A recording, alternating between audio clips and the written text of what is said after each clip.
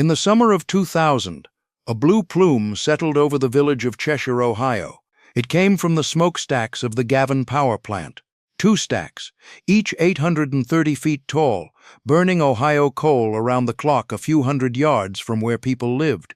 The plume wasn't smoke, it was sulfuric acid mist, heavy enough to fall at ground level, fine enough that you couldn't always see it coming. Residents reported burning eyes, raspy throats, mouth blisters, white specks on laundry left outside.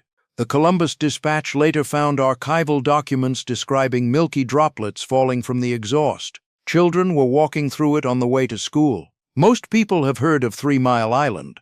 The evacuation lasted 140 hours. No homes were bulldozed. No resident was asked to sign a document as a condition of keeping their house. Most people have never heard of Cheshire, Ohio. American Electric Power, AEP, is the company that owned that plant. At its peak, it was the single largest burner of coal in the United States.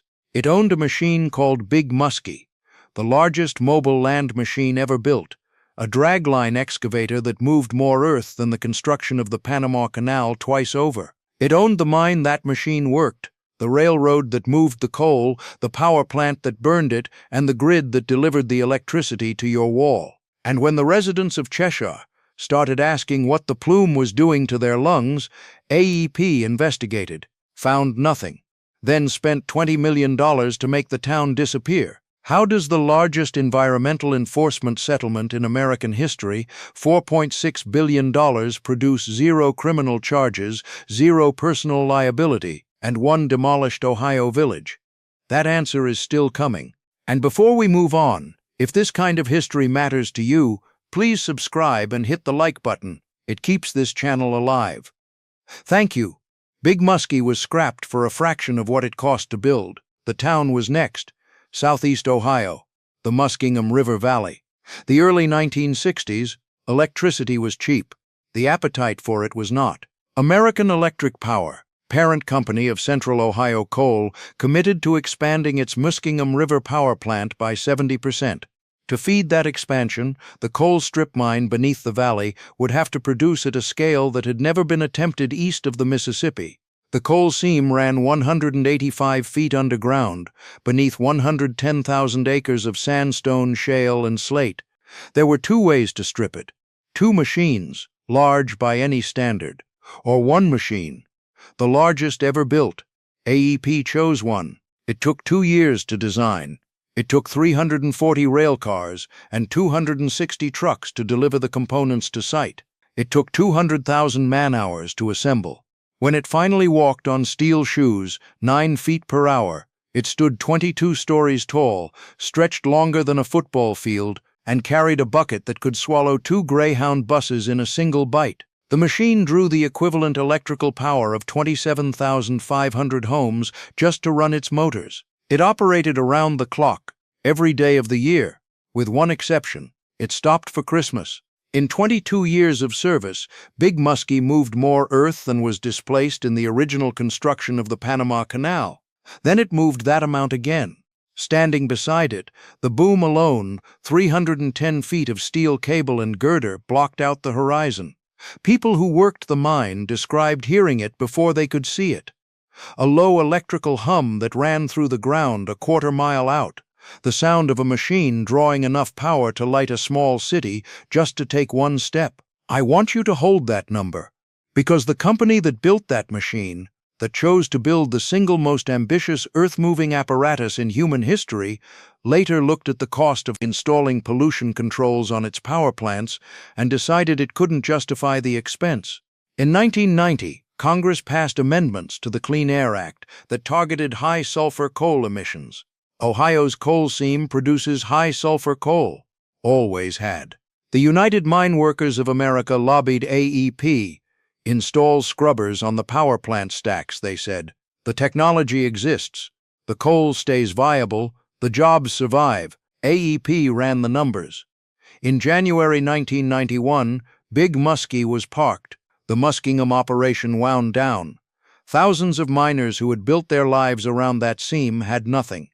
AEP's engineers had the same data the union had.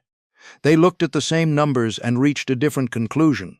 The machine that moved twice the Panama Canal sat in a field for 8 years while supporters tried to turn it into a museum. In 1999, AEP faced a reclamation deadline on the land. They hired a demolition company. Big Muskie was scrapped for $700,000 worth of recycled steel, less than 3% of what it had cost to build. That still doesn't explain what happened to Cheshire. Strip mining doesn't happen underground. There's no tunnel, no shaft, no darkness. The danger is different. It's the scale, and the speed, and the things that change overnight. Blasters drilled down through the overburden every morning, packed the holes with explosive and detonated. Big Muskie walked into what remained and dragged the loosened rock away. The coal sat exposed at the bottom of an open wound in the earth, and smaller machines moved it out. Then Big Muskie put the overburden back. Then it moved to the next section, methodical, relentless. The men who worked it called it a community. Eddie Lindemore started on the blasting crew as a young man. His supervisor doubted he could do the job, warned him he'd be fired if he couldn't. Lindemore became the man that same supervisor called his best worker. He'd eventually become the first supervisor on Big Muskie itself, responsible for a machine so large it required a road wider than an 8-lane highway just to walk from one section to another. He carried a 2-way radio at all times. The machine worked every day, it wasn't broken down, and it broke down a lot, and it worked anyway. The danger was real, and it was specific. High walls, sudden drop-offs cut by the dragline that weren't there the day before. Night shifts, because power was cheaper after midnight. Rain and mud and electrical systems running at 13,800 volts across a trailing cable that had its own transport unit to keep it from tangling in the machine's path. Electricians climbed the 330-foot boom in the rain to check the bearing lines. Blasters drilled into sandstone at dawn. You had to look out for each other, one worker would later recall. Last night, there was a road there. Tonight, there's a high wall. These men knew what the machine cost to run. They knew what it produced. They also knew what it produced for AEP. Because the Muskegon mine was not a standalone operation. The coal it stripped fed the Muskegon River power plant 12 miles away. That plant fed the grid. In its peak year, Big Muskie stripped enough overburden to expose 8,000 cubic yards of coal per operating hour. The workers knew the mine. They didn't know the boardrooms. But Ohio coal burns dirty. That was known before the first blaster drilled his first hole. High-sulfur coal produces sulfur dioxide when combusted. Sulfur dioxide becomes sulfuric acid in the atmosphere. The acid falls back down. The coal seam hadn't changed since it was deposited 300 million years ago. The chemistry hadn't changed. What changed was the volume. Because AEP built the Gavin power plant in 1974 and 1975, burning 600 megawatts worth of the same high-sulfur Ohio coal that Big Muskie was stripping, feeding it through 830-foot stacks that pushed the exhaust high enough to travel. AEP's own engineers documented the sulfur chemistry in internal reports going back to the 1970s. The compound that would later fall on Cheshire was not a surprise. Same chemistry, same coal, same company, and we still haven't answered the question of why nobody ever answered for it. That's what it looked like on paper. A vertical empire. Coal in the ground, machine above it, railroad beside it, power plant burning it, grid carrying it out. The company measured it in tonnage, 483 million cubic yards of overburden moved, 18 million tons of coal uncovered. The workers measured it in shifts and high walls and Christmases off. The people of Cheshire measured it differently. The machine didn't cause the problem. What they did when the smoke started falling is the part that was never supposed to be found. I've read the Columbus Dispatch archive on this. What the reporters documented when they dug into the records isn't what AEP's press releases described. There are contemporaneous documents, internal correspondence, EPA filings, settlement terms that have never been discussed in any mainstream account of this story. What they show is a sequence, and sequences tell you things that individual facts don't. Cheshire, Ohio. A village on the Ohio River in Gallia County. Population, a few hundred. The Gavin plant arrived in 1974. For decades, the smoke went up and dispersed. Then in the early 1990s, AEP installed scrubbers to comply with earlier Clean Air Act requirements, technology designed to reduce nitrogen oxide emissions, which contribute to smog. The scrubbers worked. They also produced a byproduct, sulfur trioxide, a compound that reacts with atmospheric moisture to form sulfuric acid mist, heavy enough to settle, visible under certain weather conditions as a blue-brown haze rolling down from the stacks. AEP knew about the byproduct. The chemistry was not new. The compound had been documented in the scientific literature for years before the scrubbers were installed. By 2000, residents had been complaining for years. Headaches, burning eyes, sore throats, mouth blisters, white deposits on surfaces left outdoors. The EPA declared the Gavin plant in violation of the Clean Air Act. 8 states and 13 citizen groups mobilized. A federal investigation opened. Lawyers filed suit. A coalition that included the Natural Resources Defense Council, the Sierra Club, and the Attorneys General of New York, New Jersey, and Connecticut had put AEP in their crosshairs. The case was documented. The violations were on record. For the first time, the full weight of federal environmental law was pointed at AEP, and the people of Cheshire had courts to approach and a legal process that seemed, for once, to be working in their favor. AEP launched its own investigation into the connection between the plant and the residents' illnesses. AEP's investigation found no connection. In 2002, AEP offered to buy the entire village of Cheshire. Every homeowner was offered 3.5 times the market value of their property. The total, $20 million. The company framed it as a neighborly gesture, a community investment, an act of goodwill. Every resident who accepted was required to sign a document releasing AEP from liability for any future health claim connected to the plant's emissions. The Centers for Disease Control later found that the air in Cheshire contained sulfur compounds at more than 5 times the level required to trigger asthma attacks. Nobody ever explained the timing of AEP's investigation. Nobody ever explained why the buyout required a liability waiver. AEP demolished the homes of every resident who accepted the offer. They planted grass.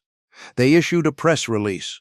Scotty Lucas, the former mayor of Cheshire, 81 years old, base boat in the driveway, was one of the few who refused to sell. He sat in one of the last houses, standing on a block of empty lots, watching the steam from the stacks through his kitchen window. He had outlived his wife, one of his children, and the town he spent his life in. Nobody ever explained why a power company needed to own 200 residential lots. We're still waiting for the answer to the question from the beginning. We're almost there. If you've stayed with this long, you already know more about what AEP did to Cheshire than most people in this country will ever be told. Not the settlement amount, not the press release, the waiver, the timing, the grass. Here's what they didn't say when they announced the purchase. The Cheshire buyout happened while a separate federal case was moving through the courts, a case that would prove to be the largest of its kind in American history. In 1999, the Department of Justice filed suit against AEP and 6 other utilities for violating the new source review provisions of the Clean Air Act. The allegation: AEP had made major physical modifications at 9 of its power plants, modifications significant enough to legally require new permits and the installation of updated pollution controls without obtaining those permits, without installing those controls, for a period spanning nearly 2 decades, not one modification, not one plant. 9 plants, nearly 20 years. Modifications require engineering. They require sign-offs. They require compliance teams to review whether permits are needed. The modifications at AEP's plants were not the result of a paperwork failure. They were the result of decisions made, repeatedly, across multiple facilities, over 2 decades. The plants were monitored. The data existed. Nobody filed the permits. The DOJ complaint, filed November 3, 1999, identified the violations by plant, by unit, and by the specific year each unpermitted modification was made. The earliest went back to the late 1970s. The most recent was 1999. 2 decades of operating data. 2 decades of compliance reviews that would have flagged the same obligation every time, at every facility. The EPA declared violations. The modifications ran anyway. While the federal case was in progress, the Bush administration moved to rewrite the new source review rules that formed the legal basis for the lawsuit. 15 state attorneys general and a coalition of environmental groups sued to stop it. The courts rejected the rollback. In 2007, AEP settled $4.6 billion in required pollution controls, retrofits, and plant closures. $15 million in civil penalties, the largest ever paid by a utility in a new source review case. 8 states and 13 citizen groups were party to the agreement. Criminal charges? None. Executives named in the settlement?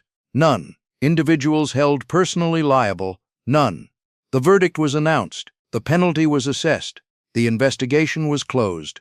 That gap between the scale of what was done and the consequences for the people who authorized it is not an accident. 3 Mile Island produced no confirmed deaths and generated congressional hearings, criminal referrals, and federal regulatory overhaul that reshaped the nuclear industry for 50 years. AEP ran 16 plants dirty across 5 states for 2 decades, bought and demolished an American town to seal its residents' right to sue, and settled for a check. The settlement was the largest environmental enforcement agreement in American history. The penalty was real. The pollution reductions were real. The names of the decision-makers are not in it anywhere. Nobody ever found the person who signed off on the first modification. In 2016, AEP sold the Gavin Power Plant, the same plant that produced the blue plume, the same plant that sat above what used to be Cheshire, to a joint venture of Blackstone and ArcLight Capital Partners for $2.17 billion. The Cheshire liability was sealed. The federal case was resolved. AEP booked the revenue and moved on. Within 18 months, Blackstone had extracted a $375 million dividend from the acquisition. The plant is still burning coal. The town is still gone. This is not the last time a utility bought its way out of accountability. The machinery that structured the internal investigation, drafted the liability waiver, lobbied against the regulation, and moved the legal exposure to the next owner, that machinery still exists. Different buildings, the same calculation. These are the people who watch what you do when you say you're angry. They've been watching a long time.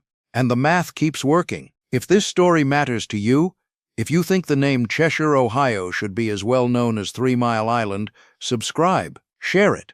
That's the only thing that wasn't in the contract that AEP made those residents sign. That's how this survives. In Morgan County, Ohio, there is a park. In that park, there is a bucket. 240 tons of steel sitting in a field at the edge of the former Muskie mine. It's the only piece of big Muskie that survived the scrapping. The machine that moved twice the Panama Canal. The machine AEP built when ambition served them and demolished when it didn't, came down to this: 1 bucket in a field. A few empty lots in Cheshire where the grass is very green. The park is named for the miners. The company that employed them is not mentioned anywhere on the marker.